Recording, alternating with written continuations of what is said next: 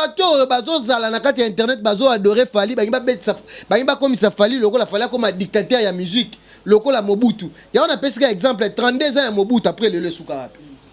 Fally pour parler musique à dictature exacte le bat pas comme si Fally c'est pas un dieu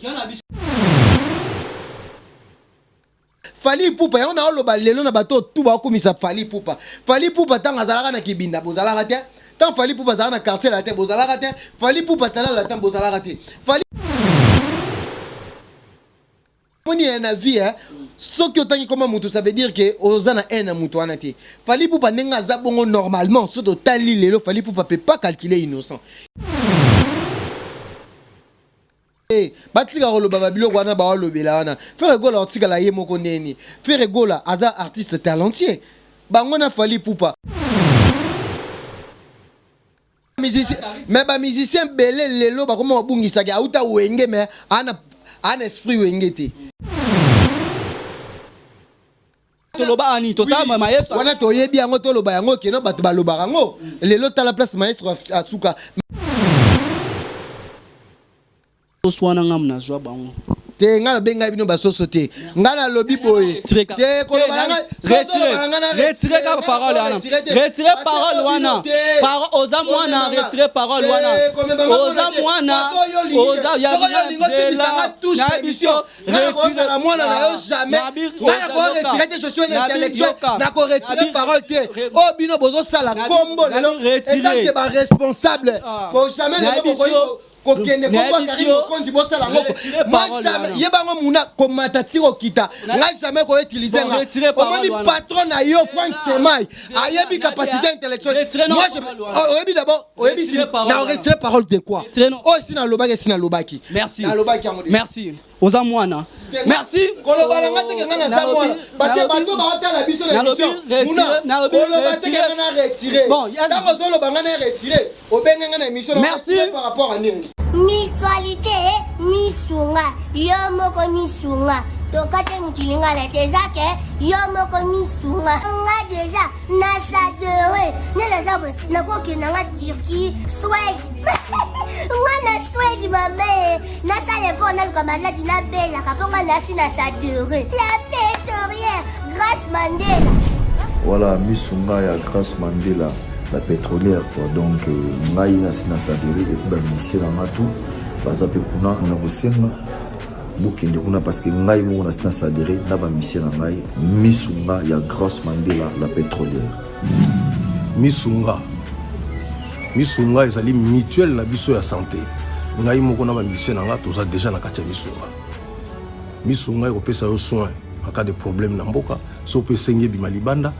et bimisio kaka misunga ya mama Grâce Mandela. Allô ngaya wa santé eza misunga ah hey okatelinga lingala pona santé mwana mon fils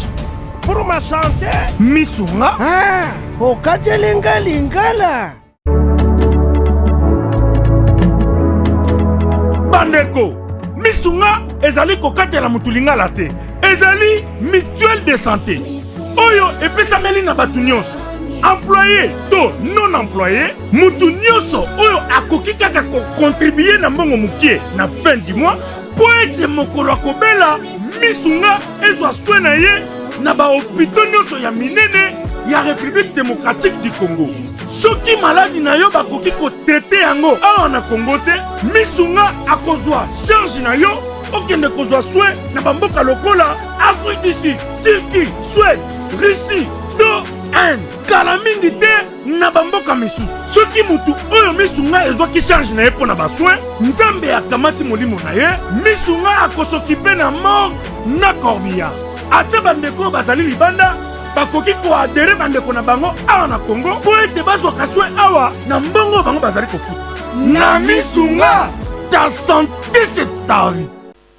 Merci beaucoup na bandeko tout bazolanda biso na Kin Mikili TV. Merci na mon boss Monsieur Di Pumba confinement malamu na bandako nyonso o bazolanda biso ba abonné na biso nyonso o balingaka biso ba mama e bolingaka muna kitoko mingi o asepelisaka bino. Merci na mon pasteur na Fred ici na PCMBO TV na Charlie Ben na Lille mama Melinzemba motema tous pepele ambeto lo bato nyonso balingaka biso tozana Peggy Tita les défenseurs de Karine Mokonzi porte-parole ya Karine tout yazara na équipe nationale biso to ya biso kaka nde mona ba vidéo na moni asalaki Peggy Tita bonsoir. Bonsoir, on a rectifié les défenseurs. On a 4 défenseurs. On a sous-défenseurs. On a commencé de mouton journaliste du peuple. Mouton est une analyse. Parce que on a une minute, on a un subi ça. Parce que c'est comme s'il y a un dieu dans la musique congolaise. Mouton a qui dieu dans la musique congolaise, qui seigneur, qui seigneur lay. Si le loba on est sur batikala n'est pas roi. Il n'y a pas un dieu dans la musique congolaise. Donc Karine Mokonzi a la sœur nanga. Oh les lots ceux qui injustice c'est ça contre Karine Mokonzi non ça ningo ba porte-parole Karine Mokonzi azani chanteuse azani mutu nanga ningo zolo ba na mais to défendre biso nyonso biso tout défendre oui to défendre Karine Mokonzi quand il y a l'injustice mais quand il s'agit des actualités à propos na yo ça qui émission na moni pour le bac mso na 5 bana wana ezanango ka yebika ne to chaba pilipili mais tant que ba responsable il faut to lingana tout ça non lutte auto zana Karine comme une chanteuse lutte tout ça pour nous communiquer pour nous informer ningo minga na ba émission le to sur la actualité to sur la mamba Karine to sur la makambo ouais oui mo po ebi muna nde ovanda na muna na kolia mbongo te wana ezanango pona ngai na yebike muna d'abord de un ou responsable. En plus, aux ans, on a charge à la chaîne. Bablo a bon peso ridiculisé par rapport à bateau ba rabino. Et bambon wana ogoliangote parce que vu que $100 est le romo ya ko. Muna dara a fondateur ba charge. Et na yebi ke mutazaki na relève ba charge wana ninga zwaki ba charge eza yo na fenek chef mokonde. Eza nango ya nango fa. Merci wa tokolo ba bisa famille bokolinga te ke non biso nyonso. To benda na biso pété. Famille car eza. Bo benda ni parce que bokabwani. To kabwani te na fait que information zini kumbazali fenek azali groupe eza ngo ezali no bravo so boza bon na beti no bravo mais benda kande Jubek Matoyi. Merci Peggy Tita daki par toi sur la makamwate merci ba maman autorité maman Kabibi ba maman tout ba soutenir biso ba chino na pe ba ngombote Peggy Tita comme on a déjà mbutu so na musique fali pour passer nini o asala ki direct ko asala ki na téléphone na ye comme on a ba propos déjà lobaki lelo akobeta featuring na héritier Watanabe place wana moni non eza archi faux ceux qui héritier Watanabe azo sala hypocrisie za mabe na vie mbalobango même na Bible l'hypocrisie n'est pas permis surtout ceux qui muto yebi ko lingaka été parce que pona nga na yebi ke lelo na bateau bazara na rivalité avec Fally Ipupa héritier za parmi ceux qui rozala bien ba la collaboration ya malamu ceux qui ke no ba olinga ke no ba se pardonner parce que ba il faut pardonner aimer ton prochain wana eza bien mais hypocrisie ne so ba sala hypocrisie na pesoka exemple au moni ba série ya papa we mana Koffi Olomide au mona katang basaka we ko après we ko pe comme nini et comme qui monkeri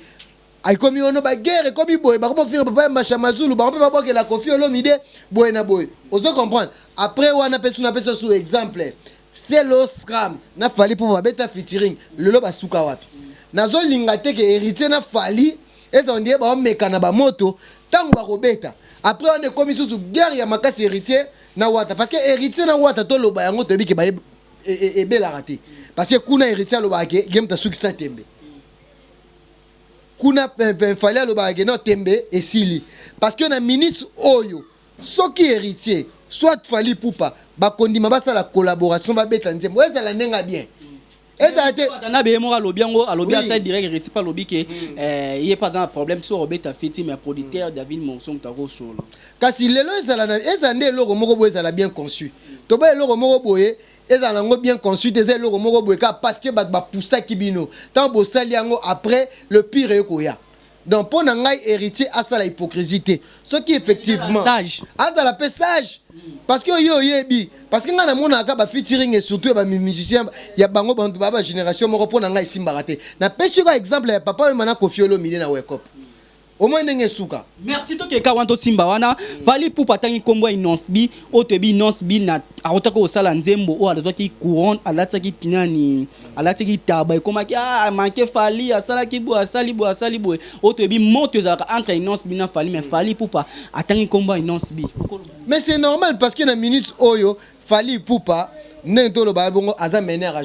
c'est bien sûr ce qu'il le lopé yango na lobby que vena besoin ngefa lobby dans 5 ans awa l'artiste Fally Ipupa pe akoyi ko lemba na ye atiki pe relève mais bato bazolo bela Fally Ipupa na internet bato lokola ba migeniema bato lokola ba ken piana Fally Ipupa n'est pas un dieu tozaka na seigneur moko ezaka seigneur lei Fally Ipupa lelo photo betele bravo parce que Fally Ipupa pe azape na besoin péché ba oyaye mais normalement ce qu'il Fally Ipupa atangi comme innocent Fally Ipupa va lobby que non l'humilité procède de la gloire ce qui bato bazo mona ngo danger mais innocent pas yeba ke atika ko tia grodo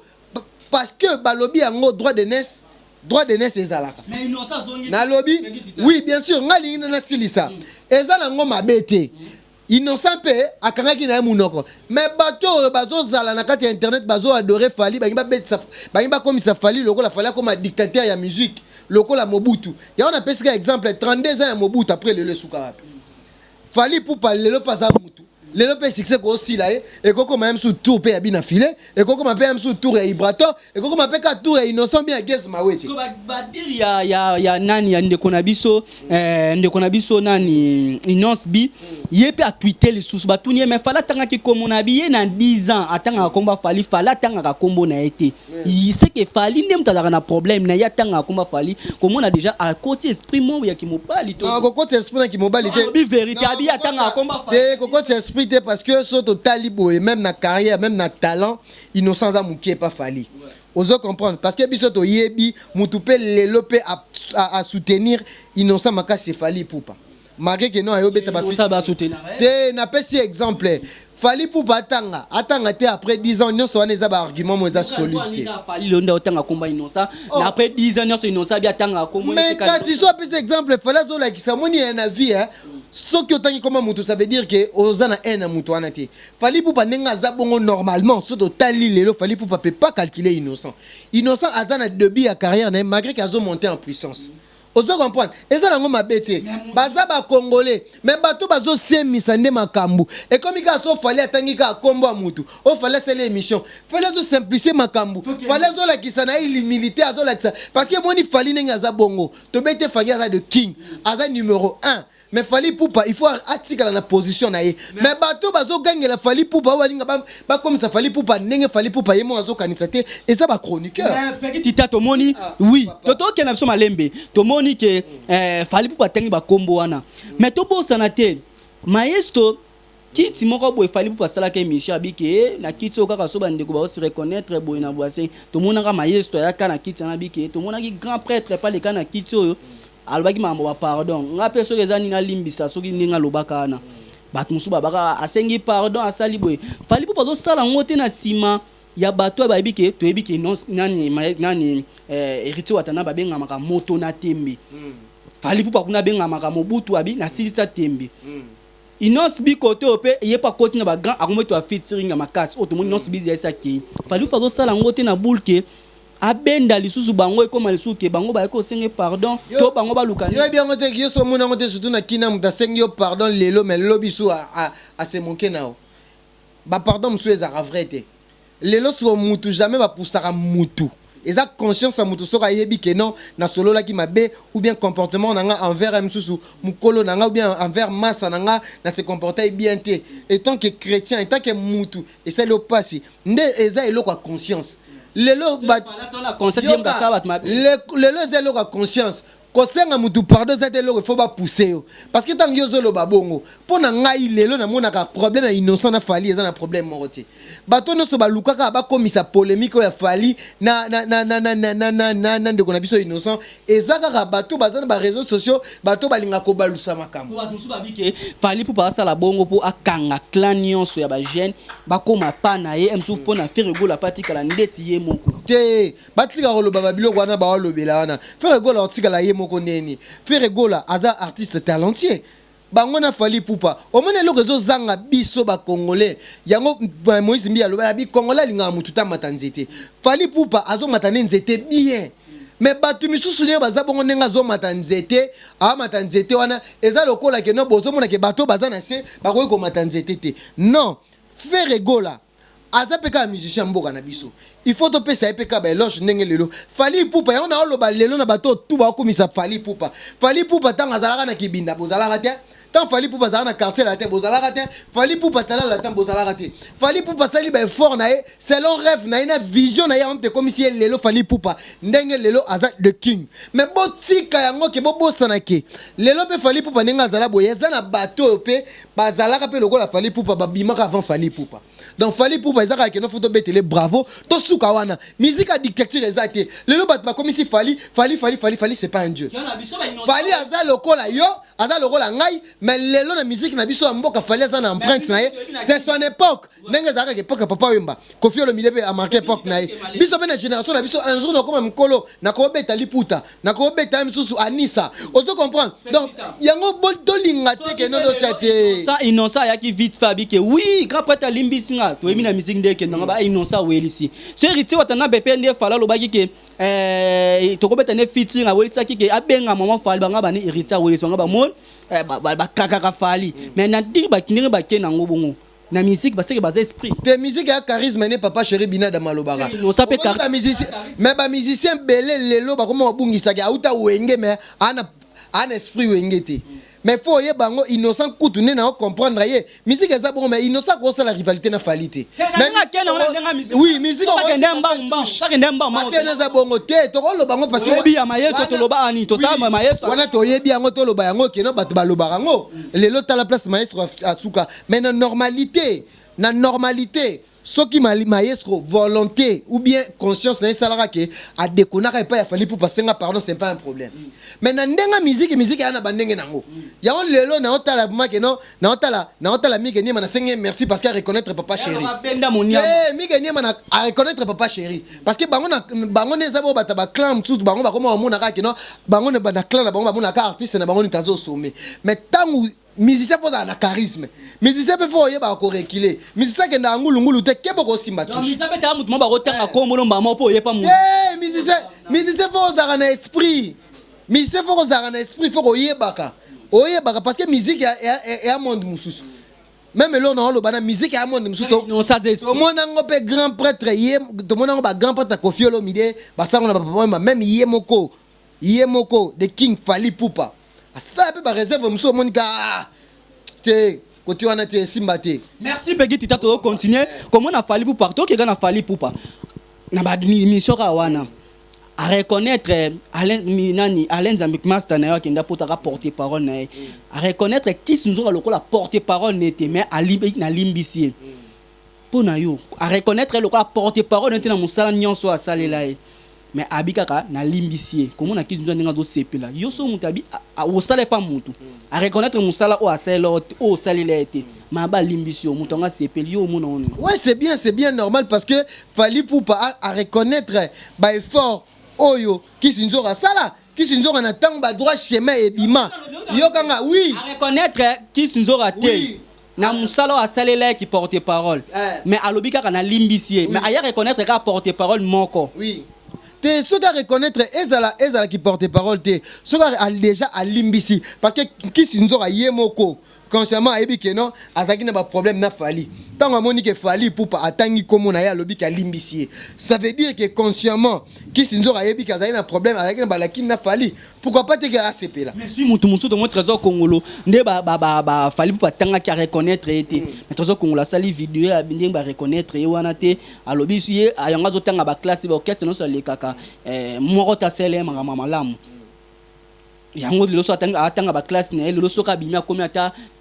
ministre to komi akokangaka ba musicien mususu place non atika koloba bongo parce que wana akomoze la kisamba moko jalousie parce que nga nazo kamwa lelo batuzaka ke parce que il faut koloba yango Fally Ipupa so atangika kombo ya mutu et comme on yezo lengisa batu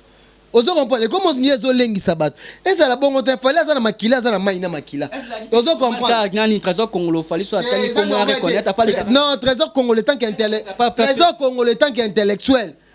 ba réaction azo sala azo que ça peut faire rigoler directement parce qu'il n'a pas soit un directeur marketing tout le monde a bavé saoulé attends avec na dit ba diata ya na babilo mususu ba paniquer le roi trésor congolais au moins normalement o baloba qu'il faut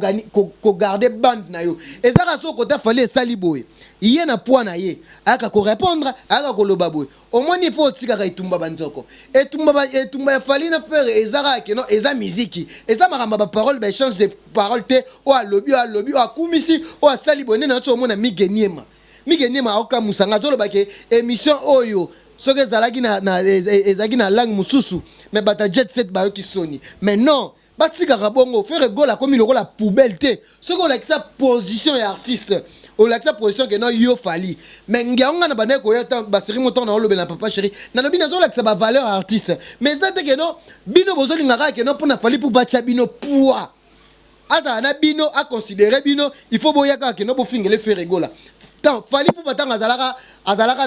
na quartier la te bozalaka te tant azalaka boy bozalaka te lelo fali pour pa nenga sali mona mobala bato sali ba forneza rêve na ye parce que so tali bato no so bazana fali pour pa lelo ba yoka na raté ba bourreau lelo ba kendap ba vena biso ko ba sam ba montana mais lelo fali za mutako féliciter na génération na ye mais bo tika ne siko place bol ngabo memaye biso to yeba yitan to zo kola to yeba ke guerre ne zaki wera JB to yeba ki ngo peke fali faire mais lelo to lingate ke non bino bozo mona ndie c'est comme si faire ego la tika na course faire ego la tika na course to ke nayo après tina 2025 pour na ngana oyebisa na champ de défi peut-être am soupé to kotanga komba fali na bi faire ego la tika na simate pour na oki ba featuring wa beti na ba oya beti libanda na bisao yo kanga yelo ko na ngana esa ba migeni mana ba ken piana to mona ngo na match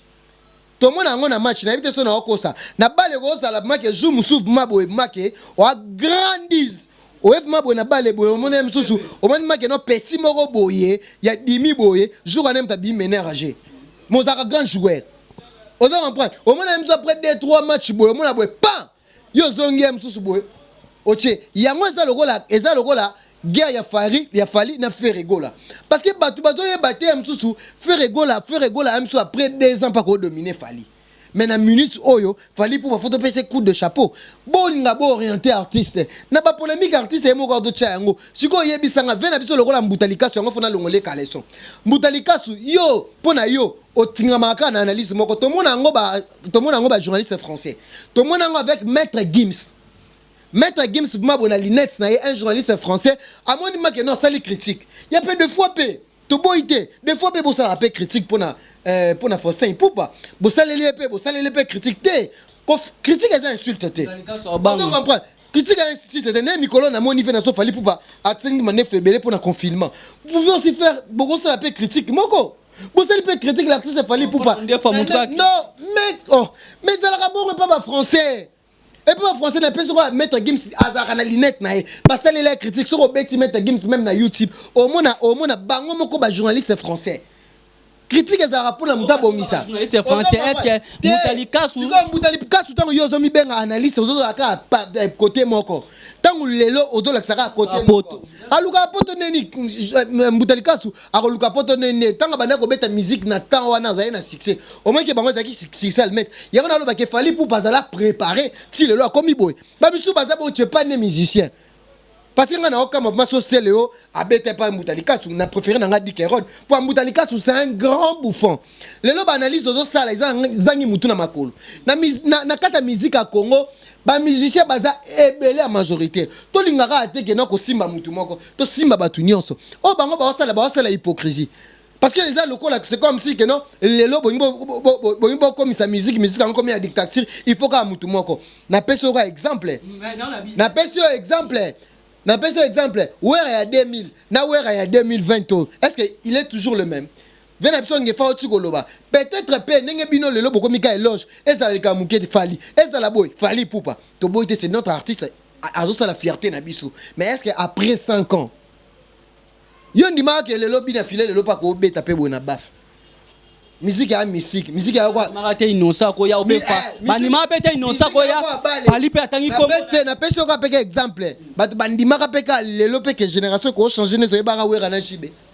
ke ba fali pe ba roza na ba faire rigola do ba lo bango vanité de vanité batika artiste azana ba ambition na ye soka olia munga na musique soka osala makambo bien mukola ofana na ye atika ne célèbre lelo pe fali pour ba ko senga ne pe retraite so après non ko lo bateka zananu parce que na vitesse à TGV nenge lelo makambo ezo kende lelo vitesse à TGV musique comment na norme comment pe makambo Ozo comprendre. Ta musique était pendant le corps, ça va falloir boire ta musique ya mbongo plus que même bateau va beta musique. Est-ce qu'il y a un temps où on est to ebi fali pour pas bando zela ku fali pour pande falo ba ko tuna on sala featuring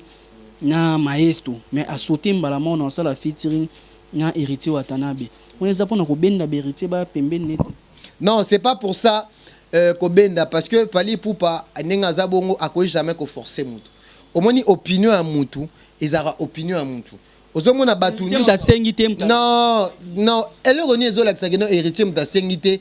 fali mutu lobby. La vidéo fallait. Comment dit le problème est nini. Fali poupa aza mutu mo pona ngai lelo. No kwa batu. Ane mutu mo aza orgueillé. Ana besoin ndenge nini. Azana besoin que musique na biso ezana moi unisson mobu. Mais ba musicien na biso, na ba journaliste lelo baza mitema mabe. Yango fali poupa nenga za bompe afana ape na poto. A comprendre comment comprendre makambo ebele pona ko beta pe ba featuring na ba américain zo mona mentalité na bango mais lelo siko so fallait pour valinga sala atala babi la charité bien ordonnée commence par soi-même so qui fallait azo lukana nukina sala bonga bango ki no ba fouter monnaie de singe fallait na minute soit beta na musique parce que congolais za mututé na peso exemple à c'est le ba prêter main forte pas fallait pour na minute ba souka ba moi ennemi phare. Il a fallu pour pas mouton encore. Fallu pour pas na héritier tomber ta featuring. C'est pas tika ça la hypocrisie. La featuring bien conçu. Pas solo la bien ngana boya ngote. Eza meilleure collaboration parce que na yebi que héritier na fallu bata na ba voix kitoko. Soki lelo ba yembi ba oyemba bien. Mais après wana ba efeni goya. Na peso exemple papa wembati na kofiolo midi. Ouais cop banzemba kitoko ti loto ka ngwa jusqu'à nos jours. Non sans pe na fallu pour pas ali fallu pas tant kombo nem so non sa roya pe c'est baza no kande baza. Ça que soit bongo te ngani na za bongo na za éducateur de masse jamais na ko linga séparation. Séparation na ma bête mais ba bête musique na o azo bête bête bata na terre. Na minute so za itumba banzoko. Parce que yeba yango que musique na biso concurrence za loyal. Malheur we ranson na loba. Il faut na minute on nenge ke kabo parce que na minute so bat ba loba ke non faire rigola aza na se fali bu bazo kenet ya pe ba o baza na course ne ba innocent ba na course ba bunda pe na nuti ba beta pe na ne bazo kene bongo kene ga bongo parce que musique na biso yeba yango e gon tambola ni mona ba nigérien te ba ba tusu ba ko lo ba o ba nigérien ta ba beta featuring biso musique na biso da racine batika ba grand calé batika marambo tika la ba vieux na biso batika biso za racine to ana culture moko boye surtout na marambo musique na biso pone tambola faut ka marambo anezala. Merci Peggy Tita to comme na biso na suka ezaki to sula no par rapport ya be fait fali pour panenga loba ki featuring na héritier nga zongisa ki pe na vidéo pe kaka inonce binenge pas tweeter alobi ke ye atanga ka komba fali à 10 ans mais fali pour patika la pour tanga kombo na été ya ko tanga fali pour tanga komone et lobele et lo côté to ye lisusu par rapport à reconnaître qui s'nzora na porte-parole te mais alimbisi Trésor Congolais sali vidéo par rapport les ba reconnaître Trésor Congolais na opc conseil pesa valeur na artiste na yo au moins il fait rigola ba poste directeur marketing avec ta cara si bien zabongo yene ngazabongo atika nene batu ba mige niema ne bazo finga na ba fait rigola mais yena poids na ye tant qu'un intellectuel aluka ba se concentrer na faire rigola ba sala maramba bien atika kaka bo fali atakutango fala ngatika la nyongo na ye ne bazo ba keno fali apimela déjeuner non l'artiste bada libre point la artiste bango moko ba créer ba bese ça ba to ba bureau to ba créer ba buzz pona ngai jamais net ngap mana mona ma keno fali zo simplifier makam. Merci Peggy Tita to comme na suka mais lo na ina lo bana ba mige niema boye bango na musique na biso ya Congo y a pas un dieu. Musique à dictature exacte. Fali pour passer bien, il amène notre musique au-delà. Ah mais malheureusement ils ont représenté la musique na biso mais il est pas un dieu. Boye ba simplifier makamuto bino boyaka pour na bo dénigrer ba to misusu. Boninga boité même yé moko le king Fali pour passer pela ngote parce que ça tant naé un jour peut Fali pour papé a ko pe ko CDP a ko ba no bete la pe ba na misusu o ba oya si mama boko dans succès et ça quoi ne ba lo ba qui c'est pour la succès pe et si la na minute o bo orienté Fali poupa. Un jour Fali Poupa les leur au fond d'abord qui Fali Poupa parce que ngana omona qui Fali Poupa vraiment à l'équipe même na ba artiste musicien misusu oyo basala ba université parce que Fali Poupa après 300 ans que na lire oyo alors ça la maramba Yusundur basala on comprend atonga biso ba anniversaire parce que tout le monde a ba initiative ya Fally Ipupa ezo kende bien mazo za la mal orienté na bato bazaza ba nzinga na ye o bazalo kwa ba bouffon ba kotsa Fally Ipupa na ba guerre mo inutile. Fally Ipupa a na vision ne bolo ba keno aza world. Fally Ipupa il faut à copier makambo ba artiste et musicien o bazaka libanda moko ba na ba États-Unis au talib mabo keno aza na makambo Fally Ipupa déjà ba fondation to moni ngaba pona nga na pesi Fally Ipupa merci. Frank Stéman ninga ayambaka nani Mbutalika sou mon berère. Mais Mbutalika c'est un bouffon. Ozo mulaka mutu mo ozaka pembe ni moko. So yo zo lo bakena oza président ma musicien basila. Est-ce que vraiment mutu na âge na Mbutalika soza non nous autres za non makashi. So mo to komi loka yo moko. Merci. Mbutalika il est pas né musicien, c'est un comédien. Faire égale à un musicien, il restera musicien. Merci petit tapis les bêtises ba la signaler biso na musique na ninga o retirer ba parole o lobaki. Na ko retirer parole. Ba parole mo bo retirer ba batala ki ba benga ndenge obenga ki biso basoso wana ngam na zwa bango te ngala benga bino basoso te ngala lobi boye te ko balanga retirer ka parole wana retirer parole wana par oza mwana retirer parole wana oza mwana oza ya na biso retirer la mwana na yo jamais ngala ko retirer te je suis un intellectuel na ko retirer parole te o bino bozo sala kombo lelo retirer ba responsable ko jamais kokende kokwa Karim Mokonzi bosala ngoko moi jamais yebango muna komata tiro kita nga jamais ko utiliser nga omoni patron na yo Frank Stéman ayebi capacité intellectuelle moi je oyebi d'abord oyebi si na retirer parole de quoi oh si na lobaki merci na lobaki merci oza mwana merci kolobala ngate ngana za mwana parce que bato ba otala biso na mission muna kolobala te ngana retirer bon yango zolo bangana retirer obenga ngana mission merci par rapport à nini par rapport au baki basoso wana ngam na zwa na nini na lobby mon frère na tunyo fondateur ba charge za nani yo za fondateur ba charge merci bandeko balandi biso merci bandeko nyonso balandi biso mame milinzemba motema tous pepela mbetolo boko kwa to sale mission bien et monsieur le guide très kitoko ngana mon petit to kati na biso merci mutualité misunga yo moko misunga tokate mutilinga la tezake yo moko misunga nga déjà na sadere nela sabo na koki na nga Turquie Suède nga na Suède mame na salefo na kamala dina bela kaponga na sina sadere la pétrolière Grâce Mandela.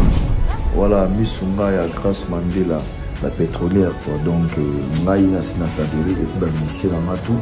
baza pe kuna na kosenga bukende kuna parce que ngai mo na sina sadere na ba mission na ngai misunga ya Grâce Mandela la pétrolière misunga ezali mutuelle na biso ya santé